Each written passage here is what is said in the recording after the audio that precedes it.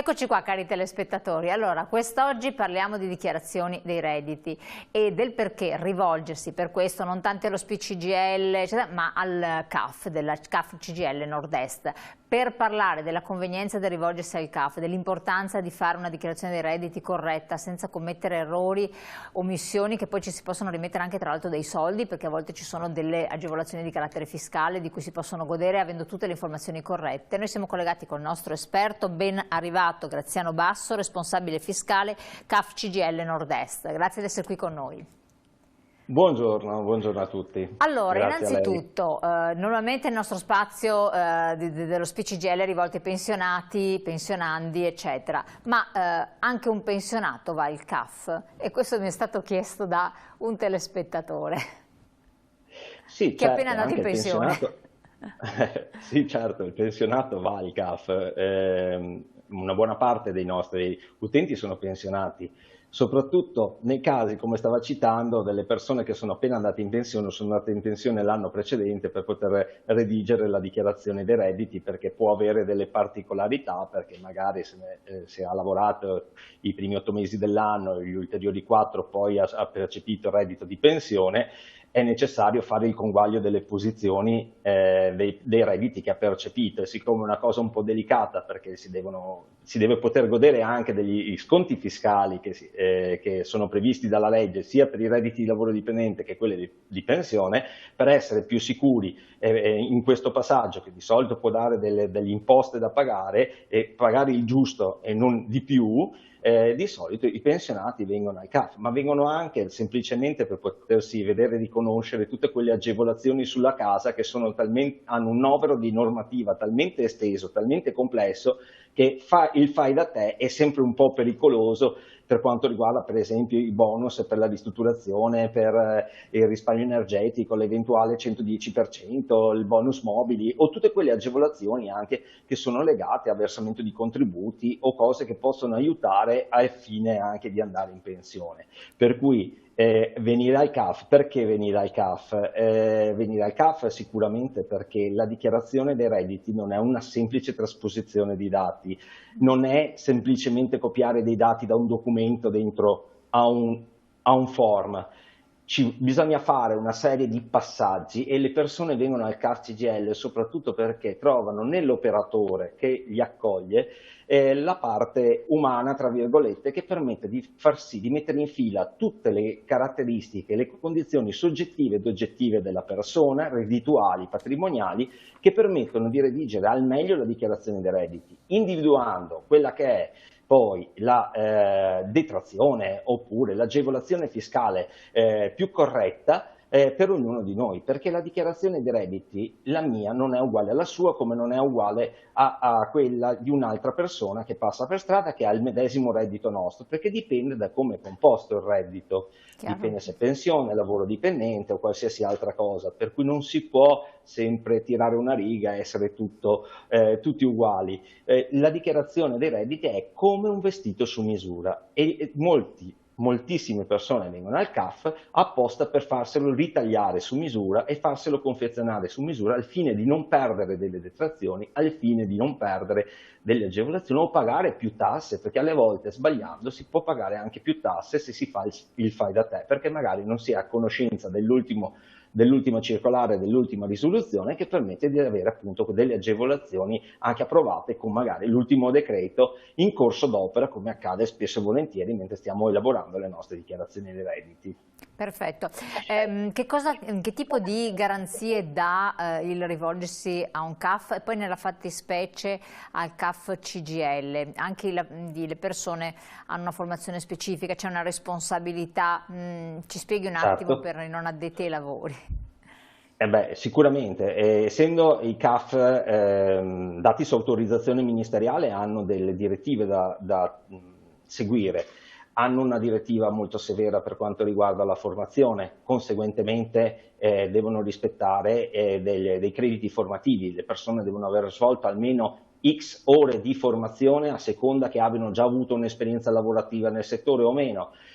Sicuramente i CAF hanno l'obbligo dell'assicurazione, per cui se per caso dovesse essere commesso un errore dovuto a un'errata imputazione di un onere da parte del CAF, la sanzione viene refusa tramite l'assicurazione, per cui viene restituita al contribuente in caso di errore in cui si venga attestato l'errore, viene restituita la sanzione ai fini di non gravare il contribuente anche dell'aspetto della sanzione, e eventualmente c'è la restituzione del dovuto se si è usufruito indebitamente di cifre a titolo di credito.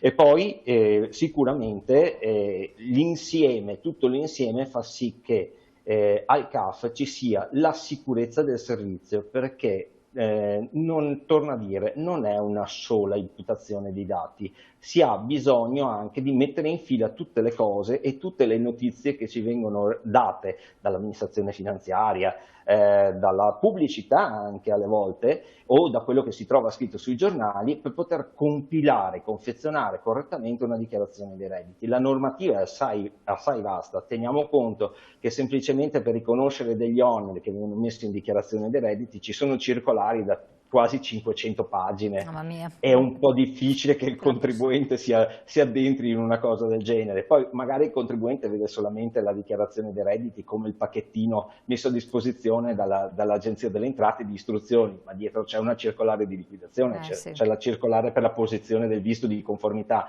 e la garanzia anche è data dal fatto che il CAF è obbligato a dare il visto di conformità, ovvero quando un contribuente si siede davanti all'operatore del CAF è come andasse all'Agenzia delle Entrate e otterrebbe le medesime risposte.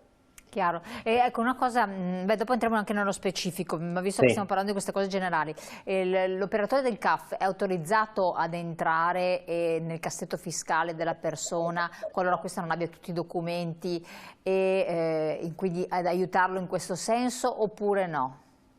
Allora, l'operatore fiscale, previa una delega sottoscritta dal contribuente, può scaricare la precompilata del contribuente. Non entra direttamente nel cassetto fiscale, non può visualizzare i dati che il contribuente vede, perché per esempio c'è anche un discorso di privacy, non può usare il PIN del contribuente, deve avere una delega con la quale accede alla parte dell'Agenzia delle Entrate, dove gli vengono scaricate le informazioni della precompilata. Questa è una cosa diversa dall'azione che fa il cittadino all'interno del suo cassetto fiscale, all'interno del suo cassetto della tessera sanitaria, anche perché i dati contenuti, per esempio, per quanto riguarda le spese mediche del cassetto della tessera sanitaria, sono dati molto sensibili, perché dai quali si può capire quali sono le patologie o quant'altro che non è necessario che l'operatore del CAF conosca. L'importante sono gli importi, se sono prestazioni mediche o quant'altro. Sì, no, ma glielo chiedo, certo, gliel'ho chiesto, scusi se l'ho interrotta, perché capita a moltissime persone di saltare i famosi scontrini della farmacia, no? Che poi si schiariscono, poi magari qualcuno ne perde uno per strada e poi le persone anziane magari hanno dei problemi e allora portano lì tutti questi scontrini, se ne possono utilizzare alcuni, altri no, però nel cassetto fiscale teoricamente ci dovrebbe essere tutto, ma al CAF rispondono che non possono accedere, che quindi quei soldi amen. Sì. Allora, c'è una novità data da quest'anno, per cui eventualmente in luogo dell'assenza della documentazione si potrebbe accettare, in mancanza della documentazione, previa la sottoscrizione di un atto sostitutivo di atto notorio da parte del contribuente, si può accettare il prospetto delle spese sanitarie che è messo a disposizione dal sistema tessera sanitaria. Deve corrispondere naturalmente. La cosa corretta è sempre conservare la documentazione, nel senso che per quanto ci sia stato detto e sia state fatte informazioni di questo tipo, possiamo buttare via le spese mediche. Non è vero, e non è vero in assoluto, perché la dichiarazione dei redditi prevede che, e la normativa relativa prevedono che le spese sanitarie non possono essere controllate se e solo se il contribuente accetti senza modifica la dichiarazione dei redditi. Questa è la condizione. Solamente che tante volte si vuol sentire solamente la prima parte, ovvero posso buttare via le spese e vado tranquillo. Non è proprio così, perché se per esempio nella precompilata ci sono delle spese particolari, alcune spese particolari che richiedono delle condizioni particolari soggettive sono presenti nella precompilata ma nelle fonti, nell'allegato della precompilata, ma non sono considerate come spese, e se io vado a modificarle ho l'obbligo di conservazione di quelle spese, per cui non è vero in assoluto. Per quello come Certo. CAF bisogna tenere sempre presente che non è così immediata la trasposizione da quella che è la normativa, lo spot che viene dato quando viene lanciata la normativa, e poi quello che poi si traduce per la Certo. produzione della dichiarazione dei redditi, perché rischia eventualmente di godere delle detrazioni indebitamente, e per cui poi l'Agenzia delle Entrate può fare la richiesta documentale, e se non ha la spesa, Infatti casomai dopo vediamo un attimo nel entriamo nel dettaglio, dettaglio. no, no, ma infatti era una domanda perché mi è Sì, stata posta più e più volte. Vediamo subito la prima sì. slide, così capiamo anche che siamo in piena della campagna fiscale, però la scadenza anche per quest'anno, vediamo la prima slide appunto, è il 2 ottobre 2023, giusto? Sì, è il 2 ottobre 2023, perché sarebbe come al solito la canonica 30 settembre 2023, ma essendo di sabato slitta al primo giorno lavorativo successivo, per cui 1 ottobre, domenica, 2 ottobre abbiamo la chiusura, l'ultimo giorno in cui si può presentare un modello 730 per l'anno 2023.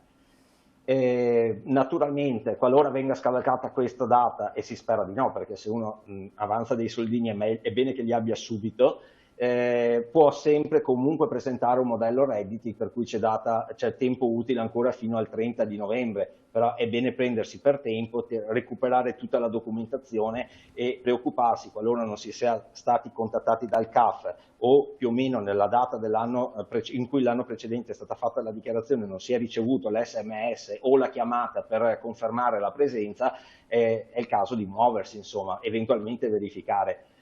Chiaro. Poi la dichiarazione dei redditi è un appuntamento canonico, per cui non è che possiamo scappare più di tanto. Naturalmente, dica.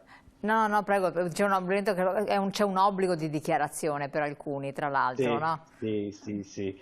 L'obbligo di dichiarazione infatti è per tutti quei soggetti per i quali praticamente hanno, come citava prima all'inizio, che c'era il contribuente che aveva chiamato e aveva detto: guarda, sono andato in pensione, dovrei fare il 730. Sì, ha percepito magari il reddito di lavoro dipendente, quello di pensione, oppure ha cambiato datore di lavoro, o ha percepito dall'INPS anche l'indennità di disoccupazione, la NASPI, le integrazioni salariali, perché purtroppo non dimentichiamo che ci sono ancora anche aziende che sono in sofferenza, per cui magari non sono in grado di pagare i dipendenti, rientrano in cassa integrazione guadagni e conseguentemente magari non riescono neanche a anticipare i soldi in nome per conto dell'INPS, ma li paga direttamente l'INPS.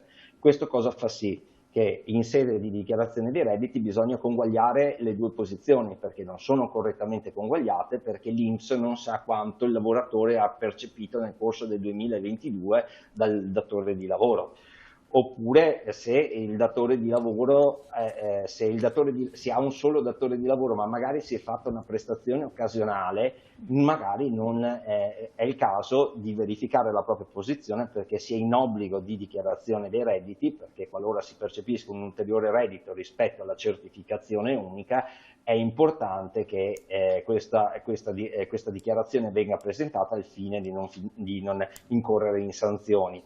Altra cosa è l'obbligo praticamente che hanno tutti i lavoratori, i pensionati italiani, di verificare la correttezza della CIU, della certificazione unica che ci viene rilasciata, anche se unica, perché siccome nella certificazione unica vengono erogate delle detrazioni per lavoro dipendente, vengono erogate delle detrazioni per figli a carico, viene erogato anche il trattamento integrativo, bisogna essere sicuri, per dire non presento la dichiarazione dei redditi, che quella certificazione unica, detta anche CU, sia correttamente conguagliata. Per il momento la normativa italiana stabilisce che l'obbligo di controllo della CU corre in capo al contribuente. Ah, Conseguentemente quindi i CAF sono a disposizione anche per per effettuare questo tipo aiutare. di verifica. Poi Perfetto, ricordiamo sempre che la dichiarazione dei redditi è la panacea di tutti i mali, per cui se devo pagare pago, se devo avere è l'unico modo in cui per posso avere recuperare le qualcosa. agevolazioni E fiscali. qui arriviamo appunto al discorso del quanto è stato percepito, quindi le aliquote che sono state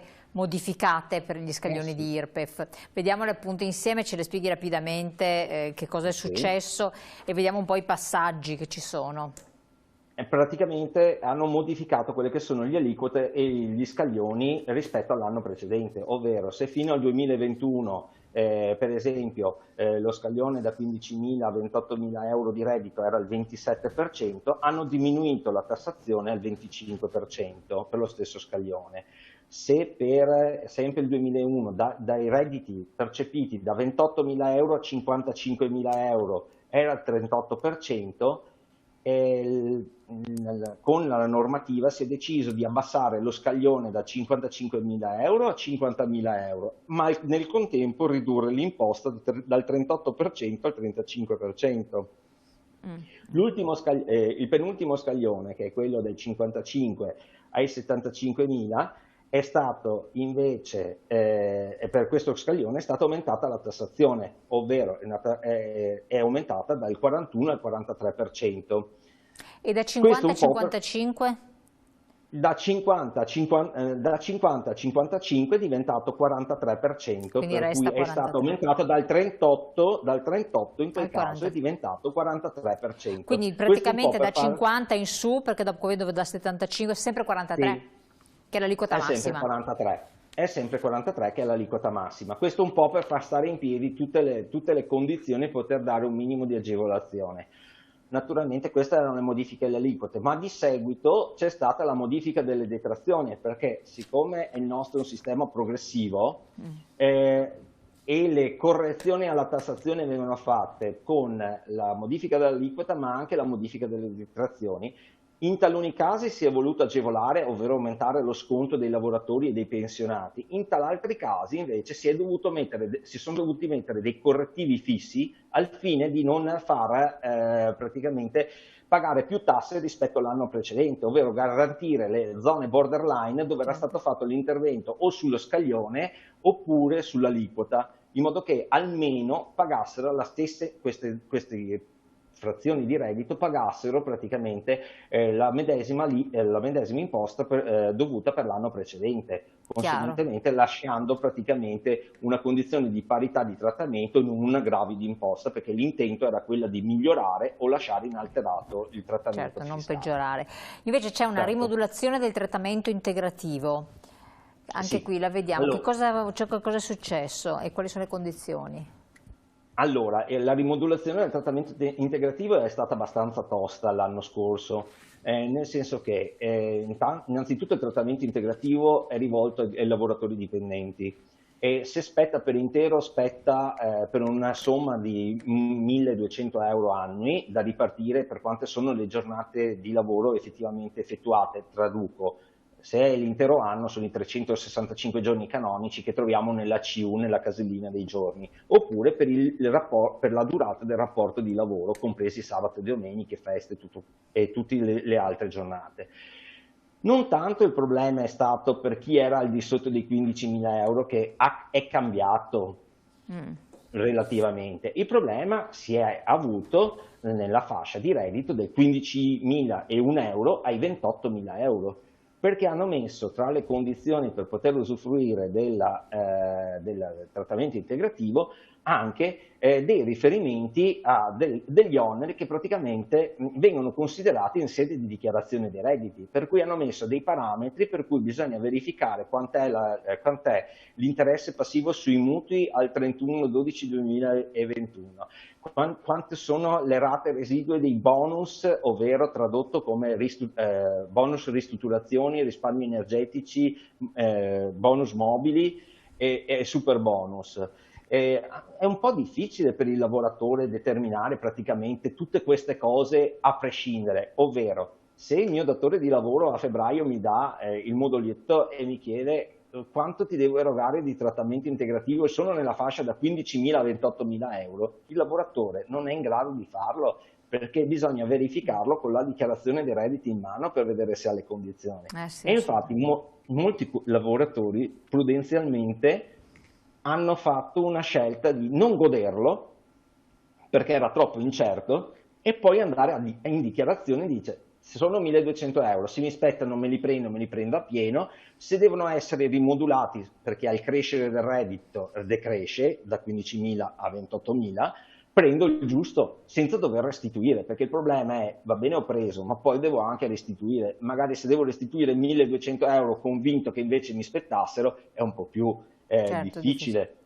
Certo, questo viene fatto automaticamente, valutato in sede di dichiarazione dei redditi. Per cui non è Sì, che... è il momento a bocce ferme in cui si può fare il gioco e il bilancio di quelle che sono Certo, le detrazioni che entrano a far parte della dichiarazione, per cui si hanno le conferme oppure i dinieghi ad accedere al beneficio. Per chiaro. cui anche il consiglio che è stato dato a molti lavoratori in quella fascia è stato quello, sta attento che è forse il caso che te lo godi in dichiarazione quando sei sicuro di avere, o se hai solamente un reddito, verifica di averne le condizioni, per cui a bocce ferme, dichiarazione dei redditi, panacea di tutti i Infatti, mali, si si risolve la risolve. posizione.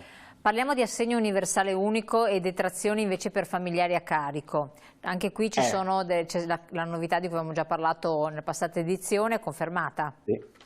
È confermata sì, perché all'interno della dichiarazione dei redditi praticamente di solito eravamo abituati a vedere sempre 12 mesi di detrazioni di figli a carico, invece quest'anno ci saranno solamente 2 mesi di detrazioni di figli a carico, perché dal 1° marzo è entrato in vigore l'assegno unico, l'assegno universale unico, che va a sostituire anche le detrazioni per figli a carico, oltre che agli assegni familiari. E Certo. questo, oltretutto, se non è stato richiesto, fa sì, non è che permetta di comunque poter usufruire delle detrazioni in Certo. dichiarazioni dei redditi, le ha perse, se non è stato chiesto l'anno scorso non c'è modalità di recupero, per cui E se non quindi ha fatto attenzione. l'ISEE lo scorso anno o se non lo fa quest'anno l'ISEE deve stare attento perché se deve chiedere deve chiedere l'assegno unico, se lo gode anche per delle detrazioni con l'assegno unico, perché sono tutte calibrate e confermate assieme. Certo. Per cui quest'anno ci saranno ancora nel 7/30/2023 2 mesi per cui si potranno essere godute le detrazioni,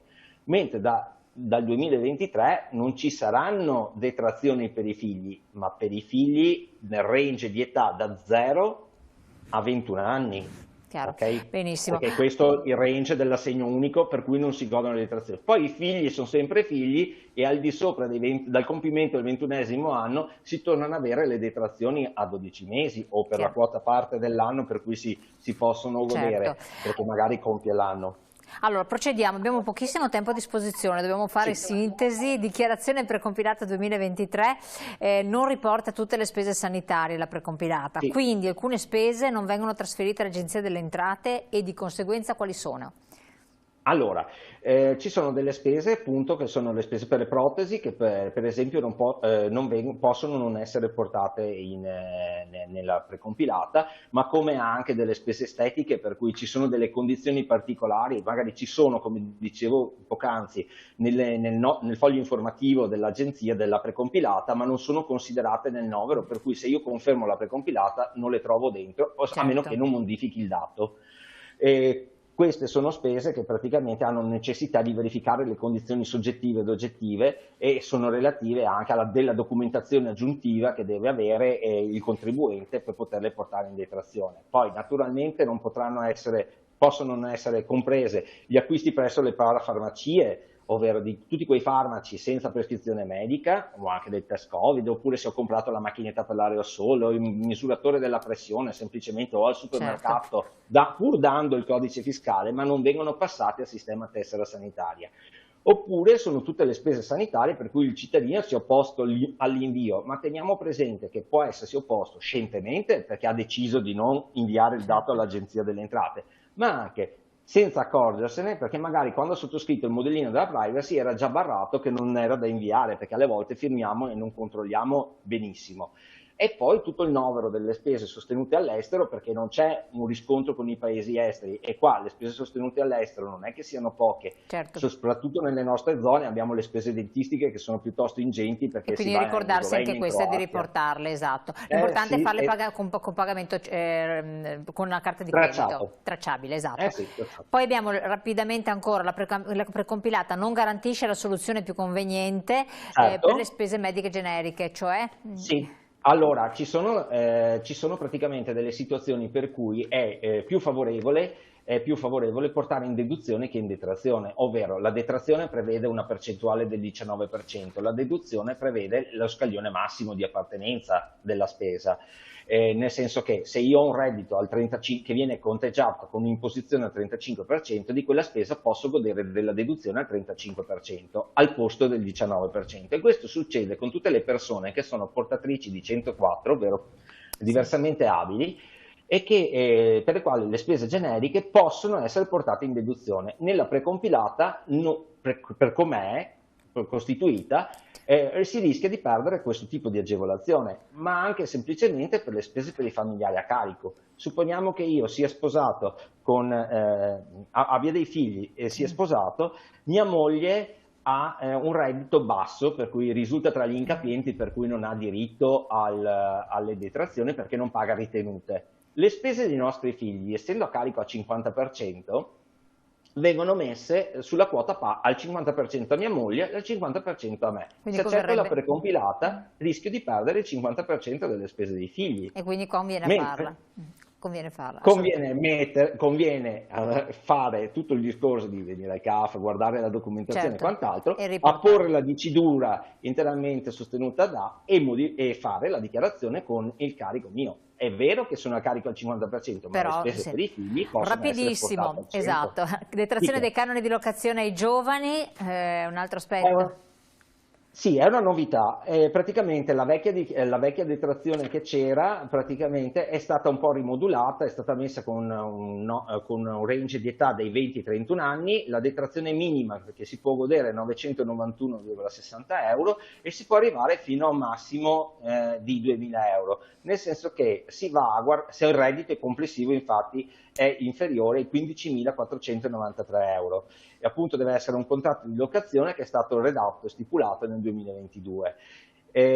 La cosa bella è che si va a valutare quale sia la maggiore detrazione fruibile, ovvero o il 991,60 oppure il 20% del canone di locazione. Supponiamo che io abbia il 20% del canone di locazione sia 1.200 euro, siccome è inferiore a 2.000 euro, in questo caso posso recuperare 1.200 euro di detrazione. Invece fino all'anno scorso questa detrazione per i giovani avrebbe dato sempre e comunque 991 euro. Perfetto. Un'altra detrazione importante è il 75% per l'eliminazione delle barriere architettoniche dal 1 gennaio 2022 al 31 dicembre 2025 come validità. Sì. E in 5 rate di pari importo, 5 rate annuali si possono recuperare perché rientrano nel novero delle spese di ristrutturazione, però questa particolarità non sono delle semplici spese di ristrutturazione, perché devono essere delle spese che rientrano in un apposito decreto ministeriale che le fa afferire praticamente alle spese per l'abbattimento delle barriere architettoniche. Poi la modalità è sempre la solita. Bisogna eventualmente chiedere il titolo abilitativo se deve essere presentato, deve esserci l'attestazione che le spese rientrano nelle spese previste dal decreto, deve esserci le fatture pagate con bonifico parlante, perché queste sono spese come le ristrutturazioni, e la ristrutturazione è molto importante che ci sia il giusto bonifico per il riconoscimento della spesa, e poi praticamente il limite di spesa poi viene definito suddividendolo in base anche all'entità della spesa e alla tipologia degli immobili su cui viene effettuato l'intervento. Perfetto, l'ultima cosa, ricordarsi che bisogna prenotare l'appuntamento al CAF, quindi vediamo la Certo. slide, eccola qua. E poi perché rivolgersi al CAF? Sono i 3 principi fondamentali che lei ribadiva anche all'inizio. Il servizio Il completo. servizio sì, è completo e sicuro, si garantisce la corretta applicazione della normativa vigente, è sicuro anche perché c'è l'assicurazione che eventualmente Certo. protegge dagli eventuali errori, ed individua appunto tramite il colloquio con la persona, senza fare il mero inserimento dei dati, si scoprono appunto tutte le possibilità delle condizioni soggettive ed oggettive per poter usufruire dei vari benefici fiscali. Cosa molto importante è appunto questo rapporto umano che ci permette di fare il riassunto dell'anno 2022 e i nostri contribuenti così ne sono tutelati. Perfetto, E poi per prenotare? 800 730 740 per prenotare l'appuntamento. Certo. E poi c'è Digital, e tramite Digital c'è la possibilità anche di fissare l'appuntamento. E quindi c'è anche il sistema di scaricando appunto un'app, insomma avere tutto il controllo. Sì.